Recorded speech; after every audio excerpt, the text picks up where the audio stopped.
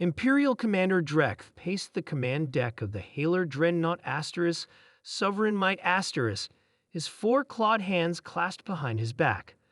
The massive view screen before him displayed what appeared to be a small, insignificant human vessel drifting at the edge of Haelor-controlled space. Pathetic, he rumbled, mandibles clicking with amusement.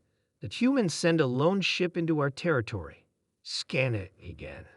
Already done, Commander, replied Lieutenant Vore from the tactical station.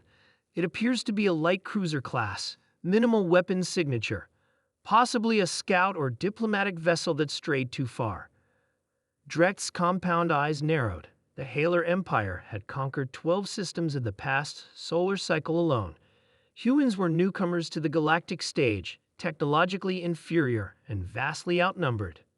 This lone ship presented an opportunity to demonstrate Haelor superiority.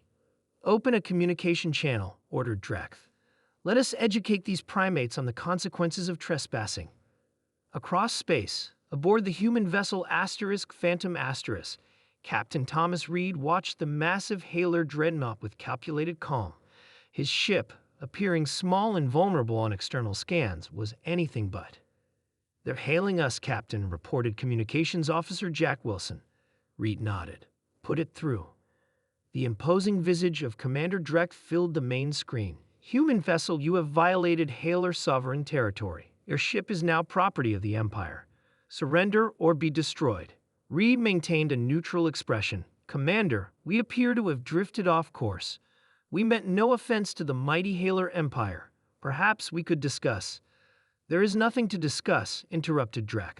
Your species' reputation for deception precedes you. You have 10 minutes to power down your systems before we begin boarding procedures. The communication terminated abruptly. Reed turned to his bridge crew. Well, that went exactly as expected. Battle stations. Engage the shroud. Throughout the ship, crew members moved with practiced precision. The Phantom * wasn't just any vessel. It was Earth Fleet's newest stealth cruiser, equipped with technology the Haelor couldn't begin to comprehend. On the Haelor dreadnought, Lieutenant Vore frowned at his console. Commander, I'm detecting unusual energy patterns from the human vessel. Weapons charging? Drek demanded. No, it's something else. Their power signature is fading? Drek leaned forward. Impossible. Bring weapons online. They're attempting some kind of trick. Aboard the Phantom **, Lieutenant Anna Miller reported from the tactical station. Shroud at full capacity, Captain. We're now invisible to their conventional sensors. Quantum displacement field is masking our mass signature. Perfect, Reed replied. Weapons status. Gravitic torpedoes armed and ready.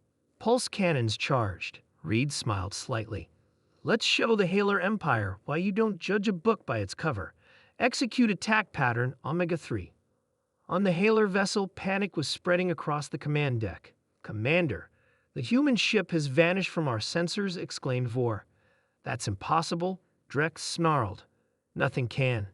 The dreadnought shuddered violently as the first salvo of gravitic torpedoes struck its port side, bypassing shields designed to stop kinetic and energy weapons, not warheads that created localized gravitational singularities.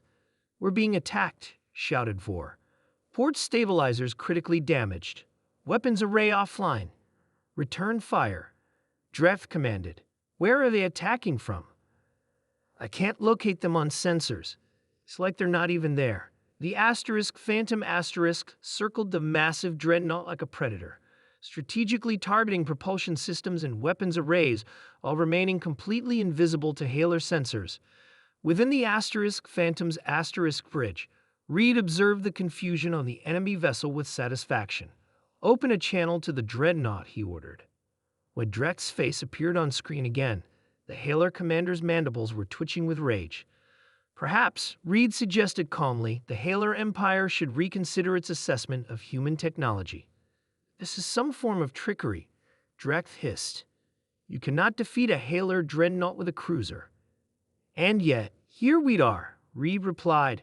Your weapons are disabled, your engines crippled. We could destroy your vessel right now, but unlike the Haelor, humans prefer diplomacy to annihilation when possible. Drek's compound eyes narrowed. What do you want, human?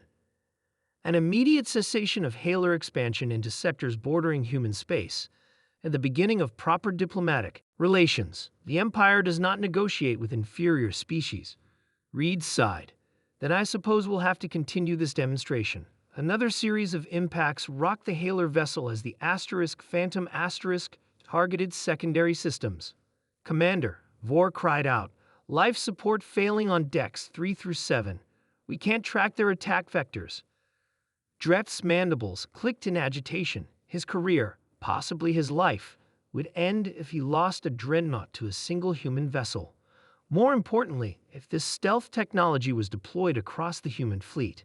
Stand down weapons, he finally ordered, his voice heavy with defeat. Later, as the Phantom escorted the crippled dreadnought to neutral space for repairs, Reed received a transmission from Earth Command. Mission accomplished, Captain. Admiral Martinez stated. The Haelor Empire has agreed to preliminary peace talks following your encounter. Their high command is in disarray trying to understand how a single light cruiser disabled their most advanced warship. Reed nodded. They made the classic mistake, Admiral. They saw what they expected to see, a technologically inferior species sending an insignificant ship. They never considered we might be several steps ahead. The Phantom program worked perfectly, Martinez agreed. Sometimes the greatest strength isn't firepower, but being underestimated. As the transmission ended, Reed gazed out at the stars. The Haelor Empire had ruled through fear and overwhelming force for centuries. It had never faced an adversary like humanity, adaptable, innovative, and most dangerously of all, consistently underestimated. Sometimes the greatest weapons weren't the ones you could see coming.